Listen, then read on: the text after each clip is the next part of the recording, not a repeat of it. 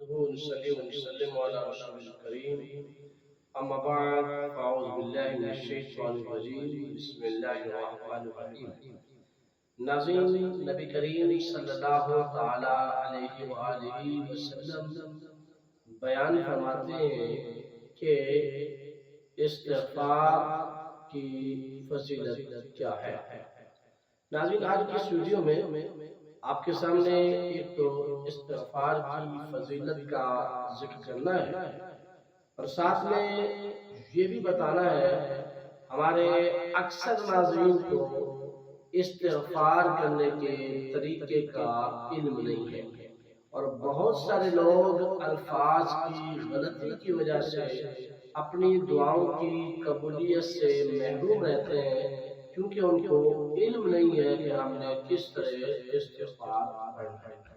یعنی اکثر لوگوں کو یہ بھی دیکھا گیا ہے کہ وہ زبان سے کہہ رہے ہیں استغفار استغفار استغفار استغفار، اس کا جو ثواب نہیں ہے۔ اسی طرح جو ہے اگر کوئی شخص یوں کہے کہ استغفار استغفار استغفار تو بھی اجر و ثواب نہیں ہے۔ اجر و ثواب تب ہوگا جب ہم استغفار کے کامل کلمات پڑھیں گے، یعنی یوں پڑھ لیں استغفر اللہ ربی من کل ذنب واتوب الیہ، تو تب جا کر انسان کو استغفار کا اجر و ثواب حاصل ہوگا۔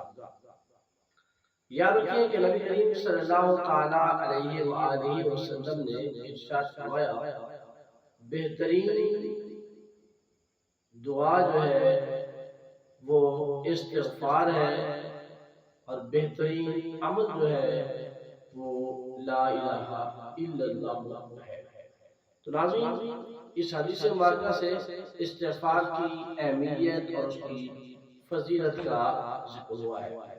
ناظرین، جب کوئی شخص استغفار کرتا ہے تو اللہ تبارک و تعالیٰ اس استغفار کرنے والے کی جو غلطیوں کو کوتاہیوں کو معاف فرما دیتا ہے۔ اسی طرح استغفار کرنا اور استغفار کی دعائیں طلب کرنا یہ سلف صالحین کے طریقہ میں سے ہے۔ البتہ جو استغفار کی دعا کر رہا ہو ہمیں یہ اختیار نہیں ہے کہ یہ شخص گنہگار ہے۔ ممکن ہے کہ وہ عز و نیاز کے پیش نظر ہمارے سامنے استغفار کی دعا کر رہا ہو اور ویسے وہ شخص نیک بھی ہو، صالح بھی ہو، پرہیزگار بھی ہو، متقی بھی ہو، اس لیے استغفار کرنے والے شخص کو بکثرت استغفار کرنا چاہیے، کیونکہ جو استغفار کرتے ہیں اللہ تعالیٰ ان لوگوں کو اس کا بہتر نعمت بدل عطا فرماتا ہے۔ تو ناظرین، سمجھانا یہ ہے کہ کوئی بھی تصویر نہ استغفار ہے نہ استغفار ہے۔ تصویر جو ہے وہ یوں ہے استغفر اللہ ربی من کل ذنب واتوب الیہ، یہ تصویر پڑھیں گے تو آپ کو استغفار کا ثواب حاصل ہوگا، ورنہ آپ جو ہے اس ثواب سے محروم ہو جائیں گے۔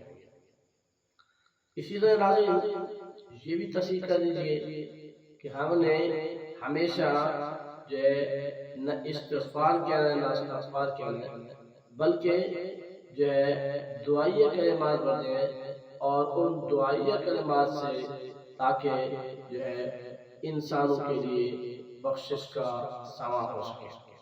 تو انسان کو چاہیے کہ ہر وقت اللہ کی بارگاہ میں التجا کرتا رہے، اپنے گناہوں کی معافی طلب کرتا رہے، اور جب یہ کرتا رہے گا اللہ تبارک و تعالیٰ جو ہے اس انسان کے گناہوں کو معاف فرما دے گا۔ اللہ تعالیٰ ہمیں بھی اعمال صالحہ کرنے کی توفیق عطا فرمائے۔